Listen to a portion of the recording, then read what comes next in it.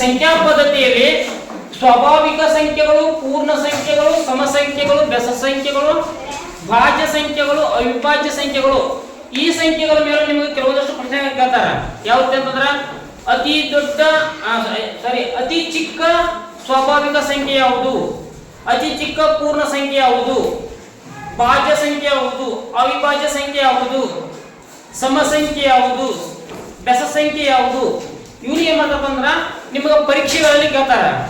ನೀವು ಅಲ್ಲಿ ಕೇಳೋದ ಮೊದಲ ಈ ಸಂಖ್ಯೆಗಳ ಬಗ್ಗೆ ನೀವು ತಿಳ್ಕೊಬೇಕಾಗ್ತದ. ನೋಡಿ, ಸ್ವಾಭಾವಿಕ ಸಂಖ್ಯೆಗಳಂದ್ರ ಎಲ್ಲ ಎಣಿಕೆಯ ಸಂಖ್ಯೆಗಳನ್ನ ನೋಡಿ, ಎಲ್ಲ ಎಣಿಕೆ ಸಂಖ್ಯೆಗಳನ್ನು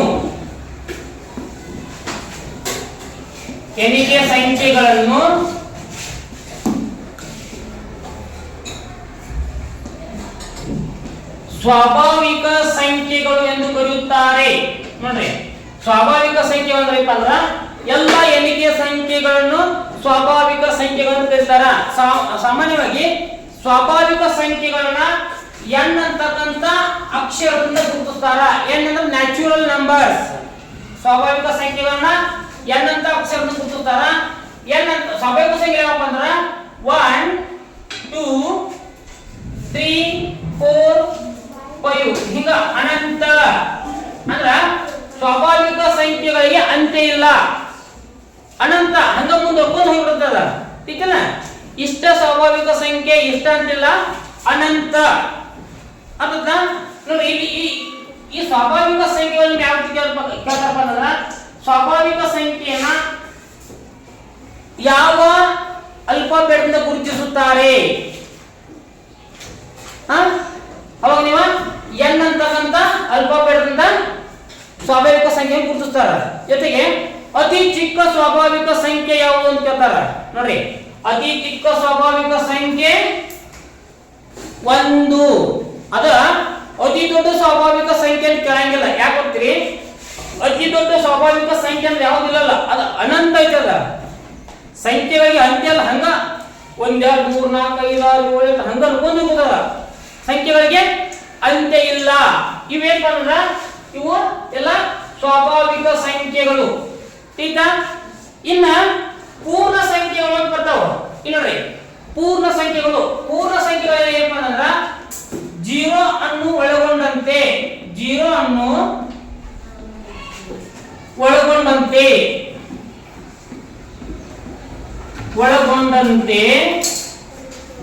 ಬರುವ ಎಲ್ಲ ಎಣಿಕೆ ಸಂಖ್ಯೆಗಳನ್ನು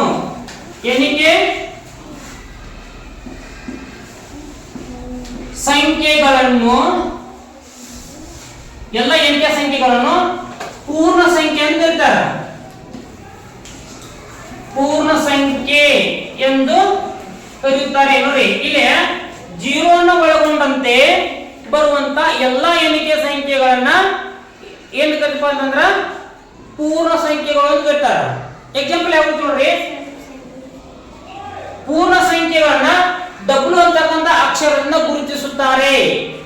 ಪೂರ್ಣ ಸಂಖ್ಯೆಗಳನ್ನ ಡಬ್ಲ್ಯೂ ಅಂತಕ್ಕಂಥ ಅಕ್ಷರದಿಂದ ಗುರುತಿಸ್ತಾರ. ಯಾವುದು ನೋಡ್ರಿ, 0 1 2 3 4 5 ಅನಂತ. ಇಲ್ಲೂ ನಿಮ್ಗೆ ಕೇಳ್ತಾರ, ಪೂರ್ಣ ಸಂಖ್ಯೆಯನ್ನ ಇಂಗ್ಲಿಷ್ ಅಕ್ಷರದ ಯಾವ ಅಲ್ಫಾಬೆಟ್ನಿಂದ ಗುರುತಿಸುತ್ತಾರೆ? ಡಬ್ಲ್ಯೂ ಅಂತಕ್ಕಂಥ ಅಲ್ಫಾಬೆಟ್ ಅಕ್ಷರದಿಂದ ಪೂರ್ಣ ಸಂಖ್ಯೆಯನ್ನ ಗುರುತಿಸುತ್ತಾರೆ. ಜೊತೆಗೆ ಅತಿ ಚಿಕ್ಕ ಪೂರ್ಣ ಸಂಖ್ಯೆ ಯಾವುದು ಅಂತ ಕೇಳ್ತಾರ. ಅತಿ ಚಿಕ್ಕ ಪೂರ್ಣ ಸಂಖ್ಯೆ ಯಾವುದು ಅಂತ ಕೇಳಿದಾಗ ನೀವು ಏನ್ ಬರ್ತದನ್ನ 0 ಅಂತ ಬರಿಬೇಕಾಗ್ತದ. ಅತಿ ಚಿಕ್ಕ ಪೂರ್ಣ ಸಂಖ್ಯೆ 0 ಅಂತ ಬರಿಬೇಕಾಗ್ತದ. ಅತಿ ದೊಡ್ಡ ಪೂರ್ಣ ಸಂಖ್ಯೆ ಕೇಳಂಗಿಲ್ಲ. ಅಕಸ್ಮಾತ್ ಕೇಳಿದ್ರು ಯಾವುದು ಇಲ್ಲ ಅಂತ ಬರಿಬೇಕು. ಹೌದಿ, ಪೂರ್ಣ ಸಂಖ್ಯೆಯಲ್ಲಿ ಅತಿ ದೊಡ್ಡ ಸಂಖ್ಯೆ ಅನಂತ ಅಂತಿಲ್ಲ, ಹಂಗ ಸಂಖ್ಯೆಗಳು ಮುಂದುವರ್ಕೊಂತ ಹೋಗ್ಬಿಡ್ತಾವ, ಅಂತ್ಯ ಅನ್ನೋದಿಲ್ಲ. ಅರ್ಥದಿಲ್ಲ, ಈ ಸಂಖ್ಯೆಗಳಿಗೆ ಅಂತ್ಯ ಅನ್ನೋದಿಲ್ಲ. ಹಂಗ ಏನ್ ಮಾಡ್ತಪ್ಪ ಅಂದ್ರ ಹಂಗ ಮುಂದೆ ಹೋಗ್ಕೊಂತ ಹೋಗ್ಬಿಡ್ತಾವ. ಅರ್ಥಾತ ಈ ರೀತಿಯಾಗಿ ನಾವು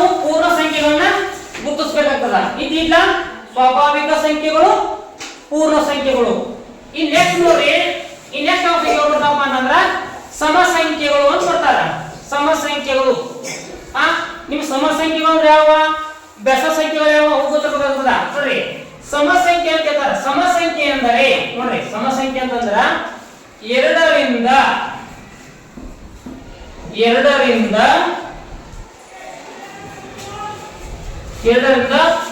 ಭಾಗ ಹೋಗುವ ಎಲ್ಲ ಸಂಖ್ಯೆಗಳನ್ನು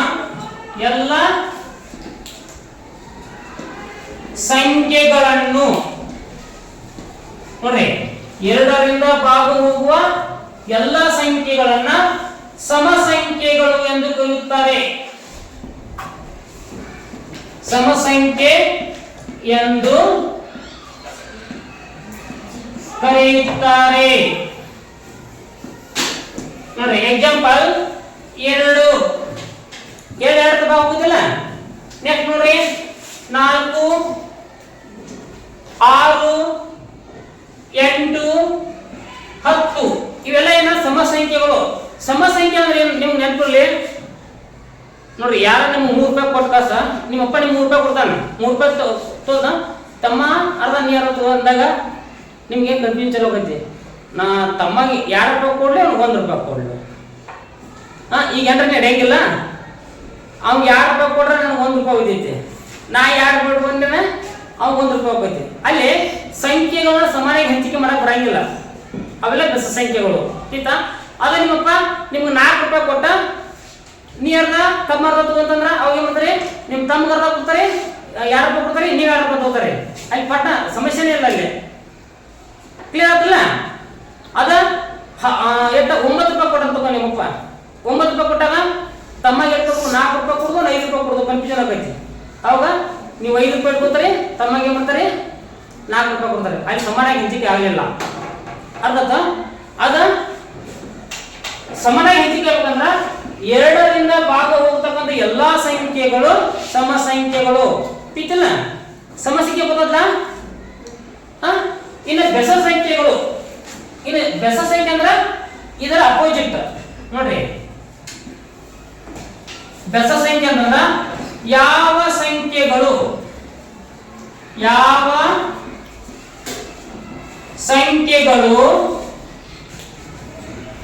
ಎರಡರಿಂದ ಭಾಗ ಹೋಗುವುದಿಲ್ಲವೋ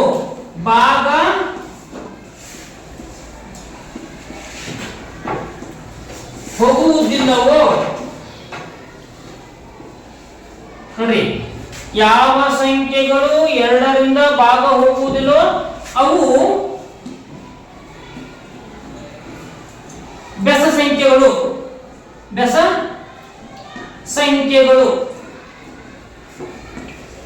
ಈಗ ಎಕ್ಸಾಂಪಲ್ ನೋಡ್ರಿ, 1 3 5 7 9 ನೆಕ್ಸ್ಟ್ 11 ಇವೆಲ್ಲ ಬೆಸ ಸಂಖ್ಯೆಗಳು. ಆಯ್ತಾ? ಇವು ಏನಪ್ಪ ಅಂದ್ರೆ ಎರಡರಿಂದ ಸಮಾನವಾಗಿ ಭಾಗ ಹೋಗಂಗಿಲ್ಲ, 2 ಸಮಾನವಾಗಿ ಭಾಗ ಆಗಂಗಿಲ್ಲ ಅಂತ ಅರ್ಥ. ಅರ್ಥ? ನೋಡಿ, ನಿಮ್ಮ ಅಪ್ಪ ನಿಮ್ಗೆ 4 ರೂಪಾಯಿ ಕೊಟ್ಟಾಗ ನಿಮ್ ತಮ್ಮಗೆ 2 ರೂಪಾಯಿ 2 ರೂಪಾಯಿ ತಗೋತಾರೆ, ಜಗಳ ಬರಂಗಿಲ್ಲ.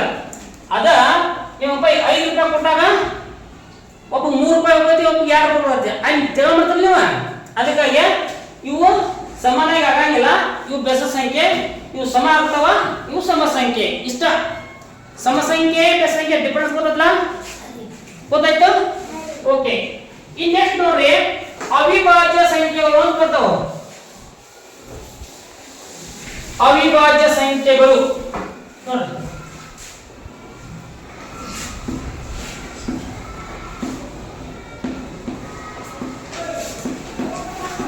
ಅವಿಭಾಜ್ಯ ಸಂಖ್ಯೆಗಳು. ಅವಿಭಾಜ್ಯ ಸಂಖ್ಯೆಗಳು ಅಂದ್ರೆ ಏನಪ್ಪ ಅಂತಂದ್ರ ತಿಳ್ಕೊಬೇಕಾಗ್ತದ. ಅವಿಭಾಜ್ಯ ಸಂಖ್ಯೆಗಳು ಅಂತಂದ್ರ ಒಂದು ಮತ್ತು ಅದೇ ಸಂಖ್ಯೆಯನ್ನ ಬಿಟ್ಟು ಬೇರೆ ಯಾವುದೇ ಸಂಖ್ಯೆಯಿಂದ ಭಾಗ ಹೋಗದೇ ಇದ್ದರೆ ಅದನ್ನ ಅವಿಭಾಜ್ಯ ಸಂಖ್ಯೆ ಎಂದು ಕರೆಯುತ್ತಾರೆ. ನೋಡ್ರಿ, ಒಂದು ಮತ್ತು ಅದೇ ಸಂಖ್ಯೆ ಅದೇ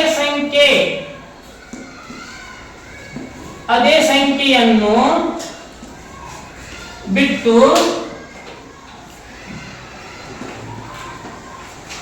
ಬೇರೆ ಯಾವುದೇ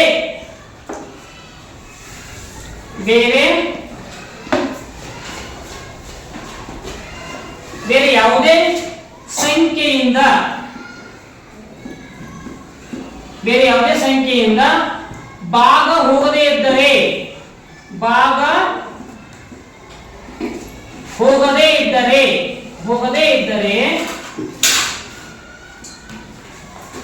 ಅದು ಅವಿಭಾಜ್ಯ ಸಂಖ್ಯೆ ಆಗುತ್ತದೆ. ನೋಡಿ, ಒಂದು ಮತ್ತು ಅದೇ ಸಂಖ್ಯೆಯನ್ನು ಬಿಟ್ಟು ಬೇರೆ ಯಾವುದೇ ಸಂಖ್ಯೆಯಿಂದ ಭಾಗ ಹೋಗದೇ ಇದ್ದರೆ ಅದು ಅವಿಭಾಜ್ಯ ಸಂಖ್ಯೆ ಆಗುತ್ತದೆ ಅಂತ ಏನ. ಯಾವ ರೀತಿ ಅವಿಭಾಜ್ಯ ಸಂಖ್ಯೆ ಯಾವ ರೀತಿ ನಾವು ಗುರುತಿಸಬೇಕು ನೋಡ್ರಿ. ಎಕ್ಸಾಂಪಲ್ ಇಲ್ಲಿ 2 ಐತಿ. 2 ಒಂದು ಅವಿಭಾಜ್ಯ ಸಂಖ್ಯೆ ನೆನಪಿರಲಿ ಮಗ. 2 ಒಂದು ಅವಿಭಾಜ್ಯ ಸಂಖ್ಯೆ. ಯಾಕೆ ಅಂತಂದ್ರ 2 ಬಂದ್ರ 1 ಮುಗಿಯ ಬರುತ್ತೆ, ಬಿಟ್ರ 2 ಮುಗಿಯ ಬರುತ್ತೆ. ಬಂದ್ರ 1 ಮುಗಿಯ ಬರುತ್ತೆ, ಅದನ್ನ ಬಿಟ್ರೆ 2 ಮುಗಿಯ ಬರುತ್ತೆ. ಅದನ್ನ ಬಿಟ್ರೆ ಬೇರೆ ಯಾವುದೇ ಸಂಖ್ಯೆಯನ್ನ 2 ಭಾಗ ಹೋಗಂಗಿಲ್ಲ. ಆದ್ದರಿಂದ 2 ಅವಿಭಾಜ್ಯ ಸಂಖ್ಯೆ. ಅವಿಭಾಜ್ಯ ಸಂಖ್ಯೆ 2 ಅವಿಭಾಜ್ಯ ಸಂಖ್ಯೆಯನ್ನು ಗುರುತಿಸ್ತಾ ಅಂದ್ರೆ ಯಾಕೆ ಗೊತ್ತಾಗಲ್ಲ ನೋಡ್ರಿ. 2 1 ಮುಗಿಯ ಬರುತ್ತೆ, ಬಿಟ್ರ ಅದ ಮುಗಿಯ ಬರುತ್ತೆ, 2 ಮುಗಿಯ ಬರುತ್ತೆ. ಅದ್ ಬಿಟ್ಟು ಬೇರೆ ಮುಗಿಯ ಬರಂಗಿಲ್ಲ. ಅದಕ್ಕೆ 2 ಅವಿಭಾಜ್ಯ ಸಂಖ್ಯೆ. ಏನ್ ನೋಡ್ರಿ, ಒಂದು ಮತ್ತು ಅದೇ ಸಂಖ್ಯೆ, 1 ಮತ್ತು ಅದೇ ಸಂಖ್ಯೆಯನ್ನು ಬಿಟ್ಟು ಬೇರೆ ಯಾವುದೇ ಸಂಖ್ಯೆಯಿಂದ ಭಾಗ ಹೋಗದೇ ಇದ್ದರೆ ಅದನ್ನ ಅವಿಭಾಜ್ಯ ಸಂಖ್ಯೆ ಅಂತ ಕರೀತಾರ. ಈಗ ಯಾರ ಅವಿಭಾಜ್ಯ ಸಂಖ್ಯೆ ಅಂತ ಯಾಕೆ ಗೊತ್ತದ ನಿಮ್ಗ? ಆಗ 1 ಮುಗಿಯ ಬರ್ತೈತಿ, ಬಿಟ್ರೆ 2 ಮುಗಿಯ ಬರುತ್ತೆ. ಅದನ್ನ ಬಿಟ್ರೆ ಬೇರೆ ಸಂಖ್ಯೆಯಿಂದ ಭಾಗ ಹೋಗಂಗಿಲ್ಲ ಅದ. ಅದಕ್ಕಾಗಿ 2 ಒಂದು ಅವಿಭಾಜ್ಯ ಸಂಖ್ಯೆ. ಭಾಜ್ಯ ಸಂಖ್ಯೆ ಒಂದು ಎಕ್ಸಾಂಪಲ್ ಕೊಡ್ರಿ. 4 ನೋಡ್ರಿ, 4 ಇದು 4 ಇದು ಭಾಜ್ಯ ಸಂಖ್ಯೆ. ಯಾಕ ನೋಡ್ರಿ, 1 ಮುಗಿಯ ಬರುತ್ತೆ. ನೆಕ್ಸ್ಟ್ 2 ಮುಗಿಯ ಬರುತ್ತೆ ನೋಡ್ರಿ, 2 ಮುಗಿಯ ಬರುತ್ತೆ. ನೆಕ್ಸ್ಟ್ ನೋಡ್ರಿ 4 ಮುಗಿಯ ಬರುತ್ತೆ. ಇದು ಗುರುತಾಗಲ್ಲದ. 1 ಮತ್ತು ಅದೇ ಸಂಖ್ಯೆಯನ್ನು ಬಿಟ್ಟು ಬೇರೆ ಸಂಖ್ಯೆಯಿಂದ ಭಾಗ ಹೋಗಿದೆ. ಹೋಯ್ತಿ. 1 ಮತ್ತು ಅದೇ ಸಂಖ್ಯೆಯನ್ನು ಬಿಟ್ಟು ಬೇರೆ ಸಂಖ್ಯೆಯಿಂದ ಭಾಗ ಹೋಗಿದೆ. ಆದ್ದರಿಂದ 4 ಭಾಜ್ಯ ಸಂಖ್ಯೆ, 2 ಅವಿಭಾಜ್ಯ ಸಂಖ್ಯೆ. ಯಾಕಂದ್ರೆ 2 1 ಮತ್ತು ಅದೇ ಸಂಖ್ಯೆಯನ್ನು ಬಿಟ್ಟು ಬೇರೆ ಯಾವುದೇ ಸಂಖ್ಯೆಯಿಂದ ಭಾಗ ಹೋಗಿಲ್ಲ. 2 ಅವಿಭಾಜ್ಯ ಸಂಖ್ಯೆ. ठीक ಅರ್ಥ ಆಯ್ತು ಈಗ? ನೋಡ್ರಿ, ಅವಿಭಾಜ್ಯ ಸಂಖ್ಯೆಗಳಿಗೆ ಅಪವರ್ತನಗಳು 2 ಇರ್ತಾವ, ಭಾಜ್ಯ ಸಂಖ್ಯೆಗಳಿಗೆ ಅಪವರ್ತನಗಳು 3 ಇರ್ತಾವ. ठीक ಗೊತ್ತಲ್ಲ? ಇನ್ ನೆಕ್ಸ್ಟ್ ನೋಡ್ರಿ, ಭಾಜ್ಯ ಸಂಖ್ಯೆಗಳು ಅಂತ ಬರ್ತಾವ. ನೆಕ್ಸ್ಟ್ ಭಾಜ್ಯ ಸಂಖ್ಯೆಗಳು ಅಂತ ಬರ್ತಾವ. ಭಾಜ್ಯ ಸಂಖ್ಯೆಗಳು ಅಂದ್ರೆ ಏನಪ್ಪಾ ಅಂದ್ರೆ ನೋಡ್ರಿ, ಅವಿಭಾಜ್ಯ ಸಂಖ್ಯೆಗಳ ವಿರುದ್ಧ. ಭಾಜ್ಯ ಸಂಖ್ಯೆಗಳು ಏನಪ್ಪಾ ಅಂದ್ರೆ ಅವಿಭಾಜ್ಯ ಸಂಖ್ಯೆಗಳು ಅದ್ರ ವಿರುದ್ಧ ಇರ್ತಾವ. ನೋಡ್ರಿ, ಭಾಜ್ಯ ಸಂಖ್ಯೆ ಅಂತಂದ್ರ 1 ಮತ್ತು ಅದೇ ಸಂಖ್ಯೆಯನ್ನು ಬಿಟ್ಟು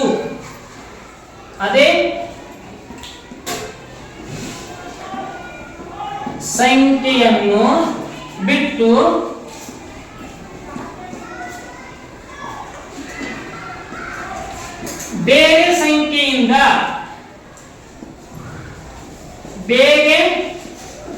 ಸಂಖ್ಯೆಯಿಂದ ಭಾಗ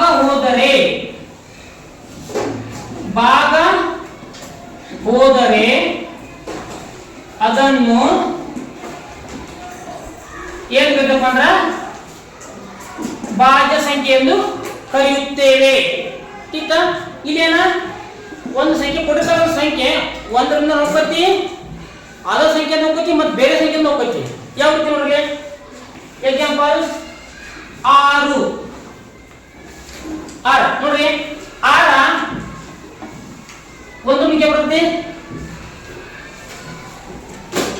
2 ಮುಗಿಯ ಬರುತ್ತೆ, ಬರುತ್ತೆ. ನೆಕ್ಸ್ಟ್ 3 ಮಿಗೆ ಬರುತ್ತೆ. ನೆಕ್ಸ್ಟ್ 6 ಮಿಗೆ ಬರುತ್ತೆ. ಆದ್ದರಿಂದ ಇದು ಭಾಜ್ಯ ಸಂಖ್ಯೆ ನೋಡ್ರಿ. 1 ಮತ್ತು ಅದೇ ಸಂಖ್ಯೆಯನ್ನು ಬಿಟ್ಟು ಬೇರೆ ಬೇರೆ ಸಂಖ್ಯೆಯಿಂದ ಭಾಗ ಹೋದರೆ ಅದು ಭಾಜ್ಯ ಸಂಖ್ಯೆ. ಗೊತ್ತಲ್ಲ ಹೋಯ್ತಲ್ಲ. ಇನ್ನೊಂದು ಎಕ್ಸಾಂಪಲ್ ನೋಡ್ರಿ.